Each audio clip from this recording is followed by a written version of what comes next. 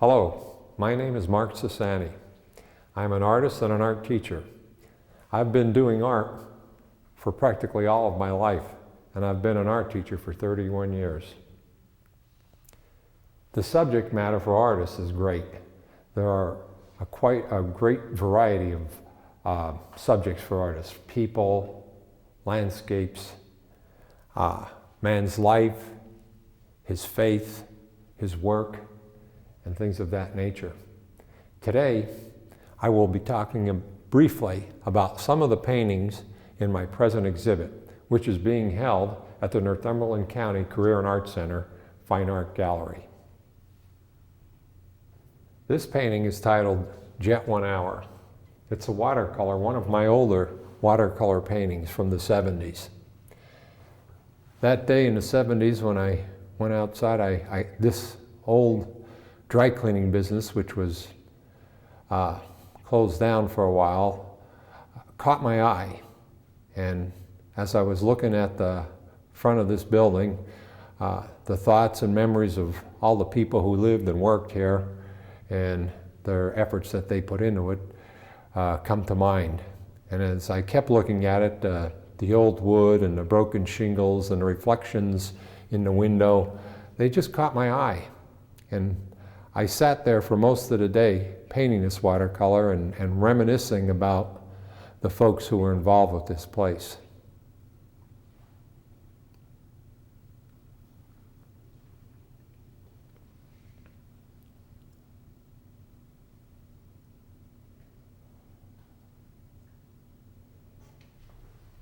In this watercolor, called Storage Building, like the Jet 1 Hour painting, the whites of the building and the abstract shapes in there caught my eye.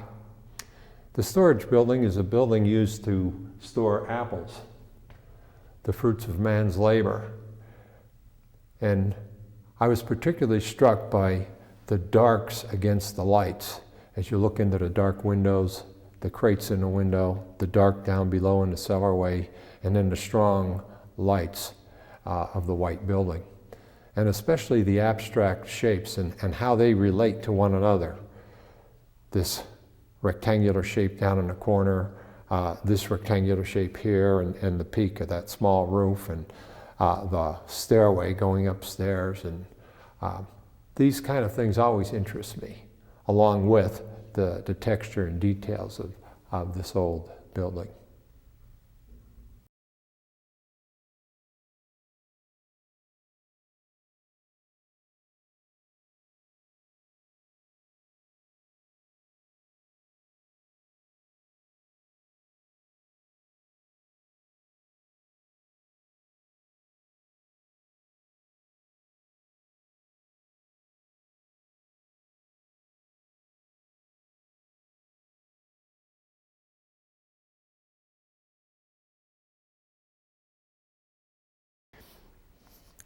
This watercolor, Fishing at the Bridge,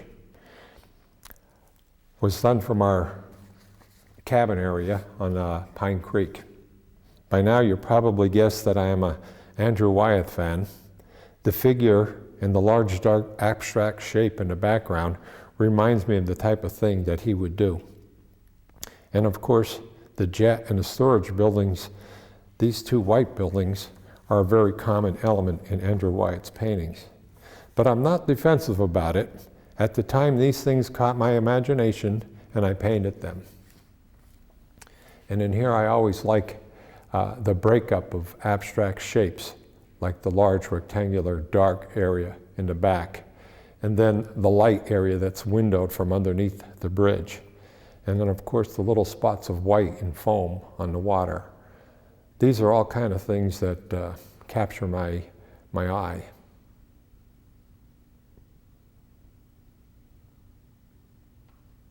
Here we have another watercolor. This is General Meade's headquarters from Gettysburg, Pennsylvania.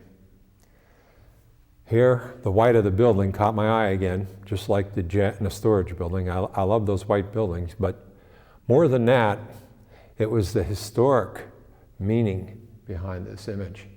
Here you have General Meade's headquarters, just as it was back during the Civil War. The only difference between this and the actual place now is there's a statue of General Meade up there on top of the hill, which I left out. I wanted it to look more authentic, so I left them out.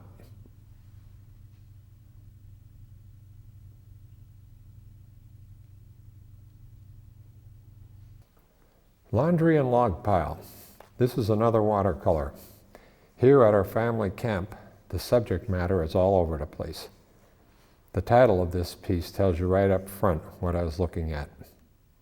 Even without a person in the picture, you can tell that it places man with nature. I was particularly caught by the background forest and the towels, the log pile. You can see man's influence there.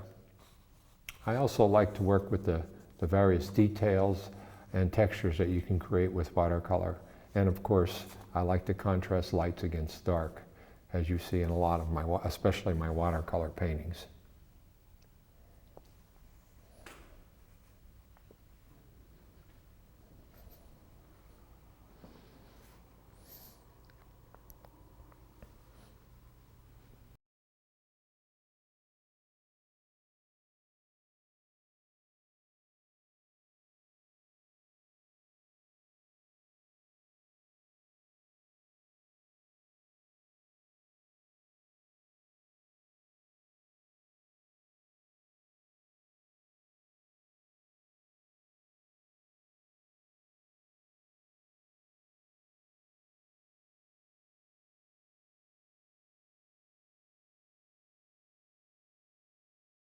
Here we have two more watercolors taken from our camp area, Cedar Run and Slate Run. These two streams are local fishing streams that are within a few minutes of each other. They're both on the same mountain range up in the Pennsylvania Grand Canyon. Here in these October scenes, the light of the sun, the shadows, and the fall colors are used to accent the abstract shapes and patterns of the forest. Now if we take a look over at Cedar Run, we're looking downstream in that particular painting. And I like the bright yellow tree in the background is brought out with the shadow that emerges behind it from the forest that sits back there.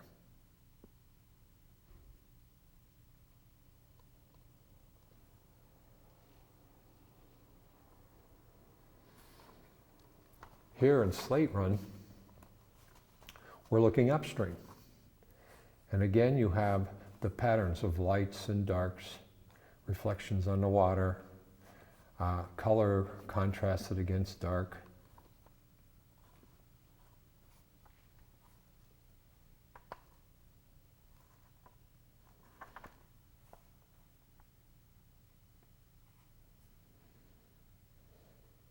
This is a different sort of painting. Actually, it's a mixed media. In it, I used charcoal and some pastel, colored pencil, pen and ink, and acrylic washes on watercolor paper.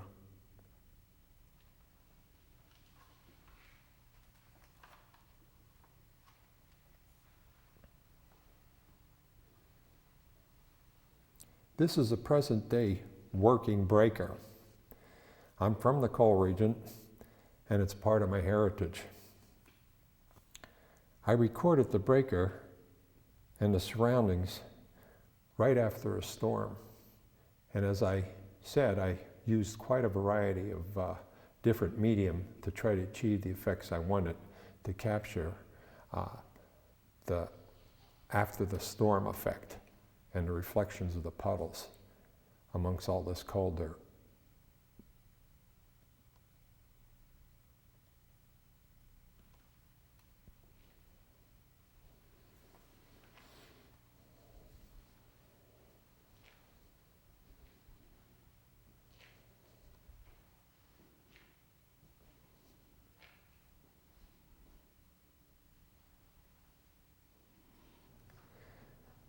Cut wheat. This is an egg tempera painting. In case you're not familiar with egg tempera, it's an ancient technique in which the artist uses the yellow part of the egg and the natural pigment. He mixes them together and uses water to help it flow. And this is done on watercolor paper. I love landscapes, natural or farmlands. I'm generally attracted to the sunlit landscape. In this autumn scene, bathed in sunlight, I show the fruits of man's labors, the wheat, which will become bread on the table. Egg temper really lends itself to texture and patterns, as you can see as you look at the cut wheat in the foreground, and even the texture of the leaves on the trees in the midground.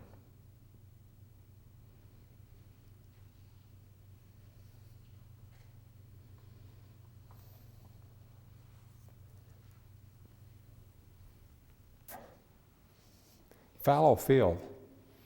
This is an acrylic temper, done with the exact same technique as an egg temper, except that you use acrylic medium in place of the yellow part of the egg. You still use the natural pigments. Again, the warmth of the sun permeates the picture. Note also the breakup of the abstract shapes. The trees on the left, the dark trees on the left form an abstract shape. The dark shadow on the bottom left, that also forms an abstract shape. Even the fields, each of them is another abstract shape. I like to play these games with these various shapes that you find in a landscape to try to guide your eye in and around the picture.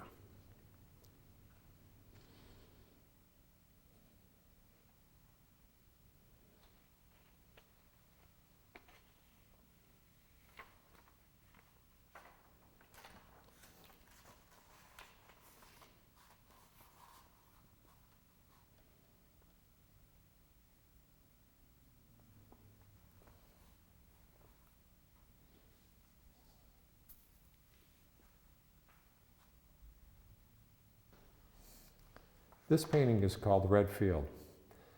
This is also an acrylic on watercolor paper, except it's the regular tube acrylic.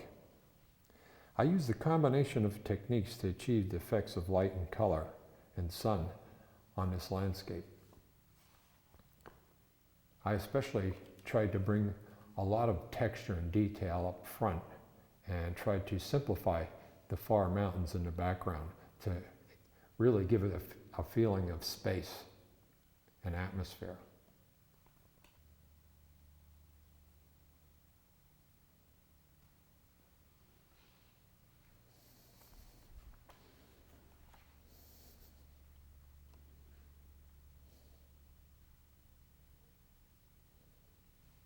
This watercolor I titled Morning Sun. I just love the sunlight on a landscape. In it, I have a different type of texture than I normally have. The patterns and the way that the texture appears on the trees and on the fields and on the Queen Anne's lace here in the front. It's a lot different than the textures that you saw in my acrylic and egg temper paintings. Part of it is because I was trying a different type of watercolor paper, which gave it a softer effect. And it's a little harder to get as much crisp texture and detail like you do with the temper technique.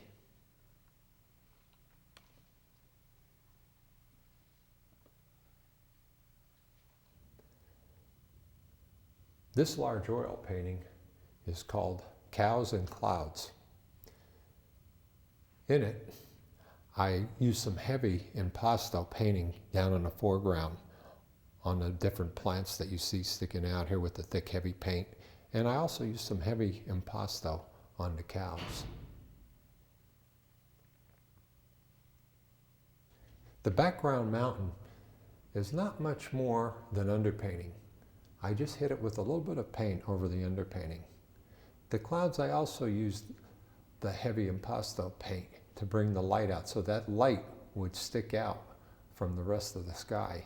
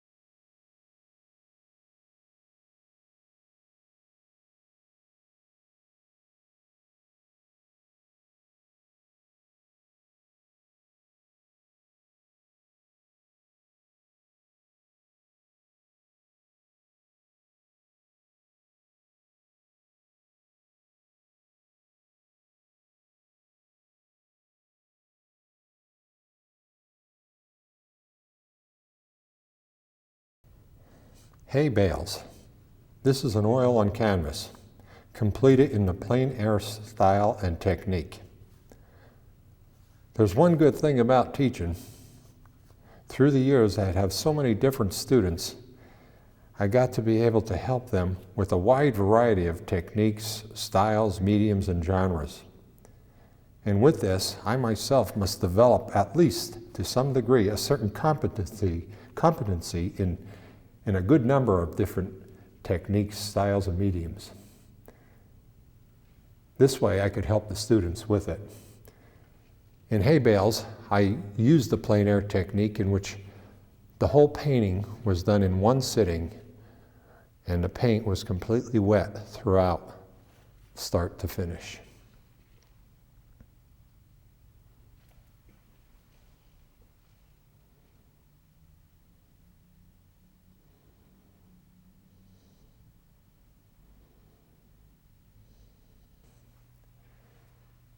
Cows and barn.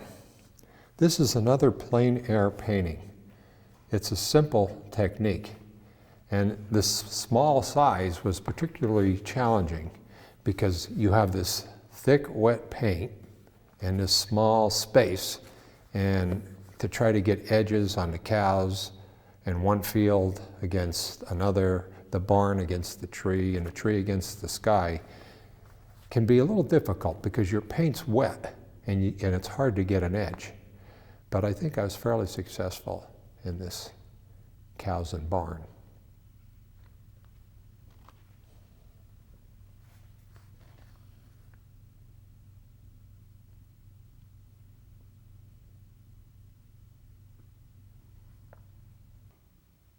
I titled this oil painting, Flight from Chickies Rock. When my nephew Larry took me to visit this site, I felt the awesomeness of nature. This was accentuated by the sun's last blast of heat and light off the rocks. While I was there, I can't tell you how many different species of birds I saw that day. But I didn't see an eagle. But they're there along the Susquehanna. I did see a number of eagles near our cabin, but I didn't see one here that day, but I popped them in there because he seemed to fit. I just pictured him coming off the rocks.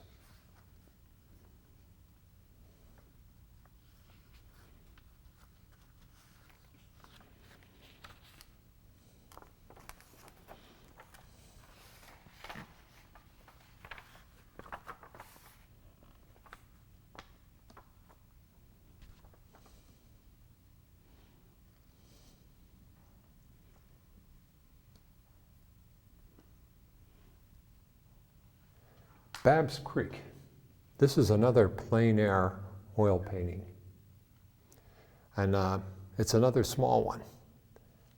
I decided to do this with the plein air technique and try to capture the light and atmosphere that was present that day.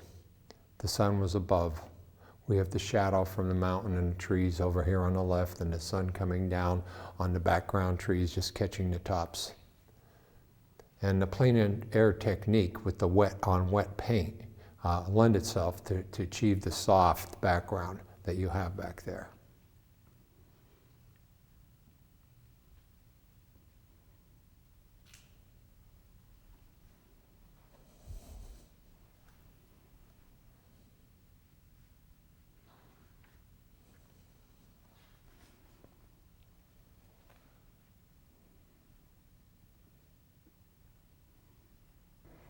The swimming hole. This too was done with the plein air oil painting technique. Each painting I do is a different experience. Here at the old swimming hole, I intended to do a wet and wet with a more of a loose plein air effect.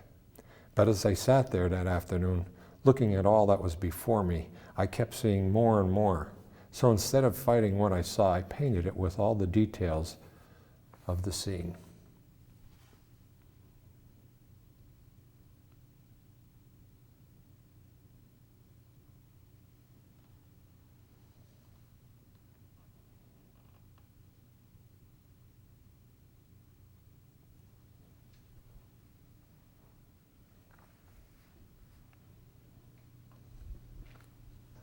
These next two paintings are oil paintings, and they're both still lifes. Bananas and plums, and bowl with fruit. Obviously, these are not plein air paintings because I painted them indoors, but I did use the wet on wet painting technique and approach.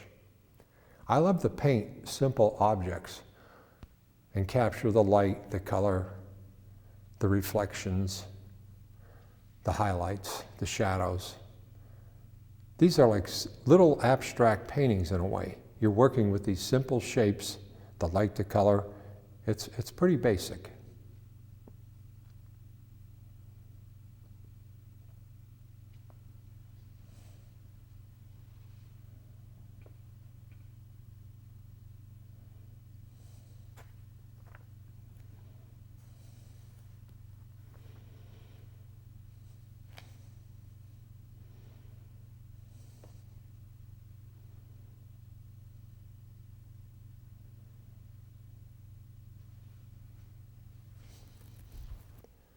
This still life is a watercolor. I like the bright light coming down from above on the objects in the front. And while the objects in the back are underneath the cabinet and they don't catch the direct light. But you can still see what's back there. I play some little games with this one here. As I have the drawer here in the front partially open, you catch a little shadow down here on the right. And then this drawer, I have it open so far that you can't even see the front of the drawer. I like to do these little things to get people to look at the painting and say, well, you know, what's going on there? What's that black hole there for? Just to get people to think a little bit.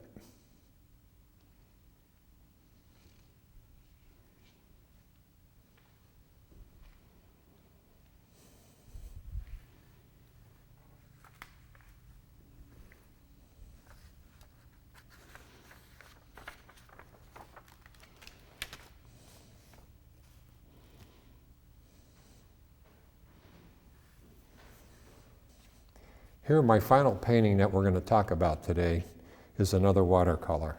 It's called Strawberry Quik. This is my shot at photorealism. I started this painting in the late 80s, but it was so painstakingly difficult to do, after I got about halfway finished, I just stuck it on the shelf and left it there for years. And a few